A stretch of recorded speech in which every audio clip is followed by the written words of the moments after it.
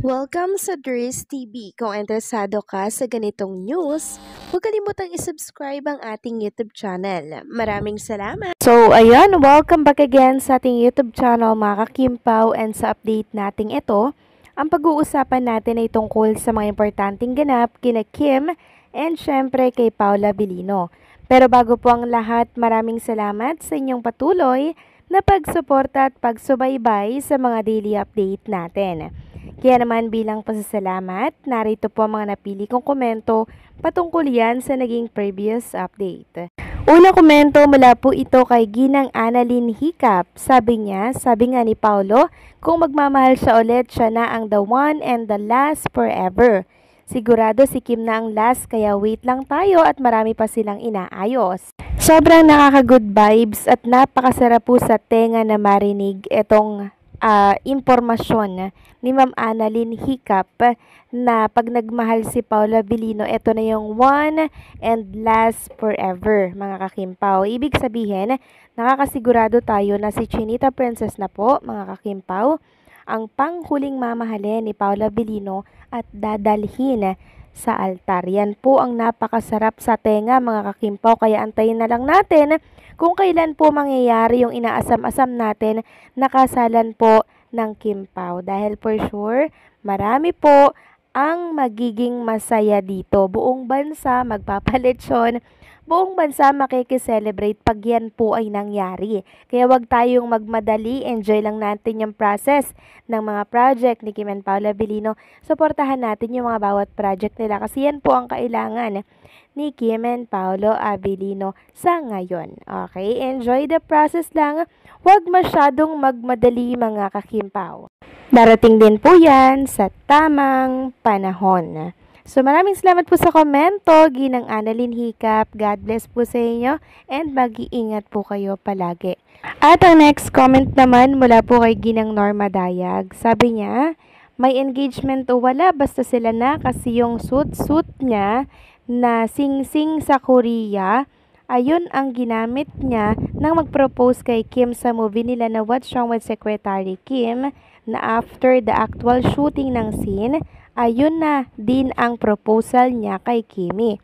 Si Paulo, dual purpose yung scene nila sa What's Wrong with Secretary Kim, kaya no more engagement na mangyari kasi matagal na silang engaged.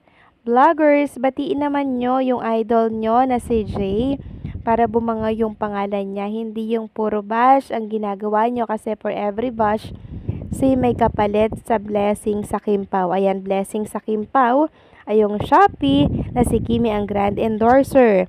How about your idol? God bless Kim Pao vloggers, fans, seniors, families, and the Aki. So maraming salamat po sa komento, Ginang Norma Dayag. No? Yes, may panibagong endorsement na naman at commercial si Chinita Princess, which is itong Shopee. And sana nga po sa mga susunod, kuhanin na din po si Paula Abilino para syempre mas lumakas yung kanilang online shopping with Kim and Paolo Abilino. So hindi po yan imposible na mangyari kasi andyan na po si Kim Chu. So sino pa ba ang aantayin ng iba kundi si Paolo Abilino naman. Tungkol naman po dyan sa engagement na yan, tama kayo, may engagement o wala, basta ang importante dito, si Kim ang huli at forever na mamahalin ni Paula Abilino. Doon pa lang, mga kakimpaw, panalong-panalo na po tayo. Kaya wag tayo magpapaniwala sa mga negativity and syempre sa mga pambabatikos at fake news na nagkalat ngayon sa mundo ng social media, okay? So, maraming salamat sa mga komento ninyo. God bless po and mabuhay kayo. So, eto na nga, pag-usapan na natin, mga kakimpaw, ang mga topic na nakalap natin sa araw na to ng Huwebes, October 2, 2025. So, meron pong sinabi si Ma'am Carl Merced na caption sa kanyang Instagram story. Sabi niya sa kanyang binahaging picture, "Our queen, we love you, Kimi. Our king is the shy type and we love you so much, Pau." Sobrang mahihain ni Paula Abilino, always hindi nagpapakita sa camera, kaya marami pong napapatanong asan si Paula Abilino, pero andyan lang po yan. Shy type lang daw, sabi po ni Ma'am Carl Merced. Andyan lang lagi yan nakaabang at nakamasid kay Chinita Princess. At kanina nga po mga kakimpaw, maaga pong tumulak sa location shoot si Kim and Paolo Abilino. Meron nga pong video na lumabas kaninang umaga. Nakita ko po si Kim Chiu, nasa loob po siya ng van mga kakimpaw. Tapos si Paolo Abilino, paakyat po ng van. Talagang doon siya tumabi kay Chinita Princess. Ayaw niya pumayag talaga na hindi katabi si Chinita Princess mga kakimpaw. How sweet lang, 'di ba? You beside me always, si Paolo at si Chinita Princess. Ayaw nilang mawali sa isa't isa. Kahit sa upuan man lang mga kakimpaw. So matatawag natin to na talaga namang true love mga kakimpaw. Dahil yung pag-iibigan nila talaga naman sobrang tindi, sobrang lalim na. Kahit ba naman sa upuan mga kakimpaw, ayaw pong mapaghiwalay. Ayaw po na naghihiwalay. And alam nyo, sa simpleng paayodang yan ng mga fans na mula po sa Cebu, sobrang dami na naman po ang nabuwang araw at sobrang dami na naman ang masaya sa ganap na to ni Chinita and Paolo Abilino. Talagang pinapakita nila sa publiko yung totoong pagmamahalan po nila na sobrang lalim at sobrang tindi. Sabi nga po dito ng isang netizen sa X, "When a woman treat a man like a king and the man treat a woman like a queen, Kim Pao make one awesome, fantastic, perfect couple." Yes, very compatible si Kim and Paolo Abilino. Talagang nagkakasundo sila lagi sa mga plano nila mga kakimpaw. Maganda po kasi ang ganyan sa isang relasyon, nagkakasundo sila, walang pagtatalo, 'di ba? Iisa lang yung desisyon kasi agree both side, 'di ba? And pag ganyan, walang pagtatalong mangyayari.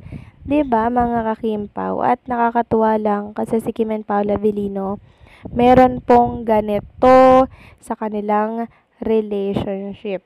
So merong give and take, 'di ba? Nag-a-adjust parehas para po sa ikakabuti, ikakatahimik at ikakaayos ng isang relasyon. Kaya kudos kay Paolo Abilino, talagang nag-matured na siya. Talagang ang laki ng pinagbago ni Paolo Abilino kumpara sa past na katauhan po niya na talaga namang grabe. Parang hindi ko nakilalang isang Paolo Abilino. Simula nang nakilala niya si Chinita Princess, ang daming pinagbago. Ibig sabihin, si Kim Chiu po ang nagpabago at nagpatino sa isang Paolo Abilino. Inayos niya po si Paolo mga kakimpaw. At si Paolo naman, nakahanap po ng parang, alam niyo yun, yung parang mag-guide sa kanya patungo po sa maayos, 'di ba, na relasyon and mapayapa po na buhay. And hopefully forever na to mga kakimpaw at sa simbahan na ang tuloy. So, i-claim na natin yan agad-agad, okay? So, anong sa inyo dito mga kakimpaw? Agree ba kayo? Please comment down below.